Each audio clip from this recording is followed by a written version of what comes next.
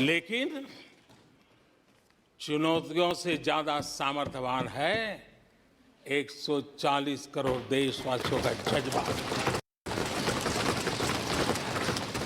140 करोड़ देशवासियों का सामर्थ्य चुनौतियों से भी ज्यादा मजबूत है, बड़ा है और सामर्थ्य से भरा हुआ है।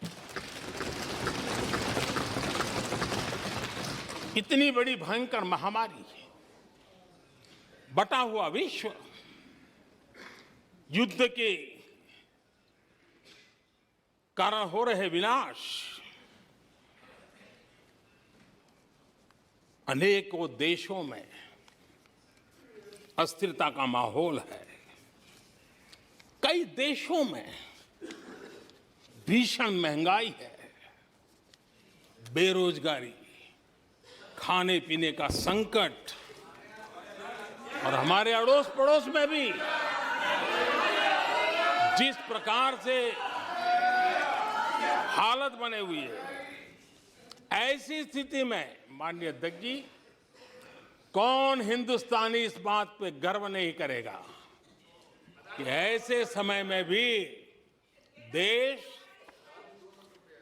दुनिया की 5वीं बड़ी अर्थव्यवस्था बना है।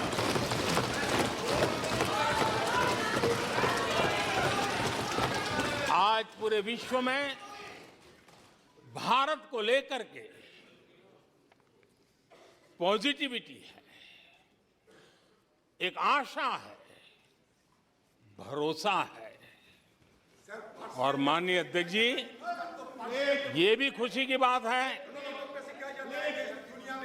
कि आज भारत को विश्व के समृद्ध देश ऐसे G20 समूह की अध्यक्षता का अवसर भी मिला। ये देश के लिए गर्व की बात है। ये देश के लिए गर्व की बात है। 140 करोड़ देशवासियों के लिए गौरव की बात है। लेकिन मुझे लगता है, पहले मुझे नहीं लगता था, लेकिन अभी लग रहा है शायद इससे भी कुछ लोगों को दुख हो रहा है। 140 करोड़ देशवासियों में किसी को दुख नहीं हो सकता है। वो आत्मनिरीक्षण करे, वो कौन लोग हैं जिसको इसका भी दुख हो रहा है। माननीय अध्यक्ष जी,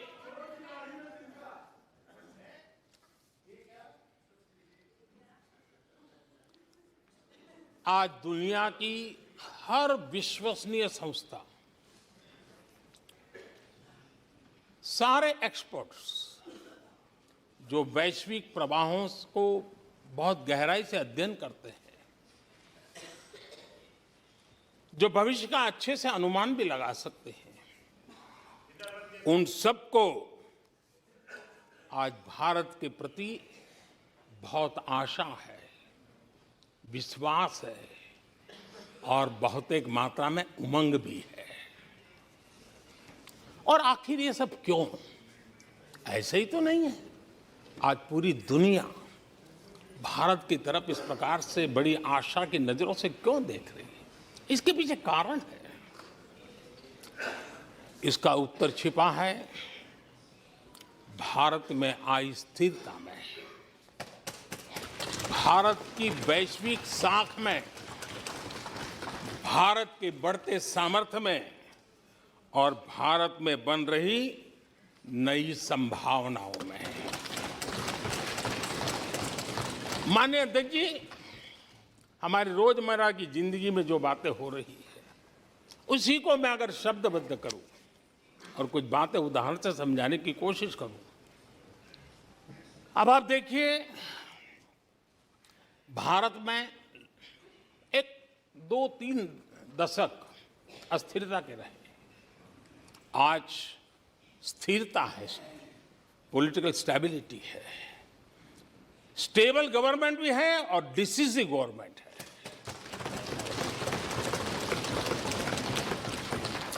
और उसका भरोसा स्वाभाविक होता है।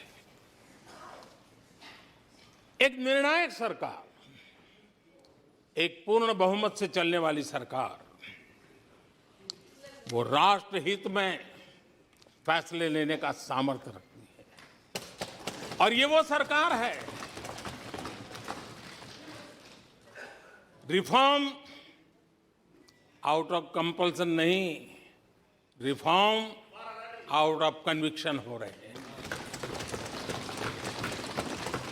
और हम इस मार्ग पर हटने वाले नहीं हैं, हम चलते रहेंगे। देश को समय की मांग के अनुसार जो चाहिए वो देते रहेंगे। माननीय अध्यक्ष जी, एक और उदाहरण की तरफ मैं जाना चाहूंगा। इस कोरोना काल में मेड इन इंडिया वैक्सीन तैयार हुई। भारत ने दुनिया का सबसे बड़ा वैक्सीनेशन अभियान चलाया। और इतना ही नहीं, अपने करोड़ों नागरिकों को मुफ्त वैक्सीन के टीके लगाए। इतना ही नहीं, 150 से ज्यादा देशों को इस संकट के समय हमने जहां जरूरत थी वहां दवाई पहुंचाई, जहां जरूरत थी वहां वैक्सीन पहुंचाई। और आज विश्व के कई देश हैं जो भारत के विषय में इस बात पर बड़े गौरव से विश्व के मंच पर धन्यवाद करते हैं, भारत का गौरवगान करते हैं।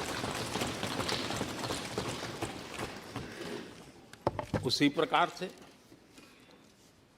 तीसरे एक पहलू की तरफ ध्यान देता हूं। इसी संकट काल में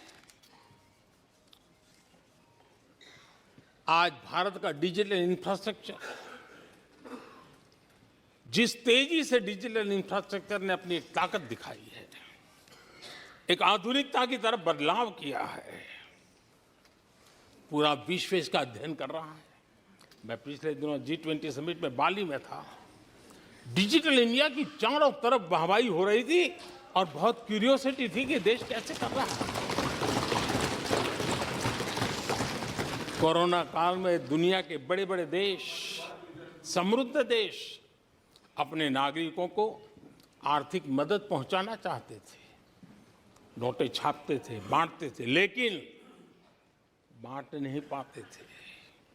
ये देश हैं जो एक फ्रिक्शन ऑफ सेकंड में लाखों करोड़ों रुपए देशवासियों के खाते में जमा करवा देता है। हजारों करोड़ रुपए ट्रांसफर हो जाते हैं। एक समय था छोटी छोटी टेक्नोलॉजी के लिए देश तरसता था। आज देश में बहुत बड़ा फर्क महसूस हो रहा है। टेक्नोलॉजी के क्षेत्र में देश बड़ी ताकत के साथ आगे बढ़ रहा है। न्यूज़ 18 इंडिया की web series FIR number 208 streaming today.